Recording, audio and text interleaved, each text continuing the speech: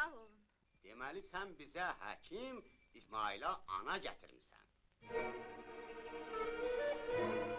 İsmail, hara gedir? İsmail! İsmail, dayan bir yerde gidin. İsmail!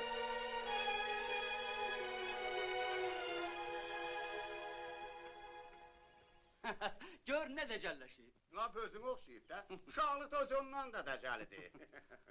Xudahafiz. Hoş geldin. Hə, gedək. Gərək bağışlayasan Dilarə xanım da, el adəti ilə səni evinə apara bilməyəcəyik.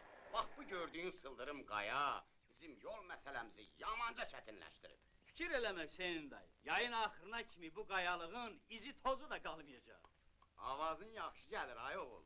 Amma oxuduğun Quran olsa. Laf ciddi sözümdür Hüseyin dayı. Bizim bu dağları gəlib gəzən alimlər yadındadır mı? Əlbəttə yadımdadır. Onlara az kömək eləməmişik.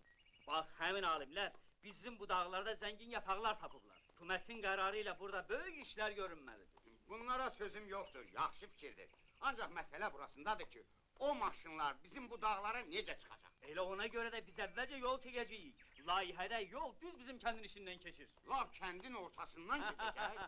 Bəli, maşını lap idarənin qabağına sıra biləcəksən. Yox, aşı. Arif qardaş, deyəsən bu yolu elə sən özün çəkəcəksən. Deyəsən elədir. Ana, bir bax. Bu da mənim doğma kəndim.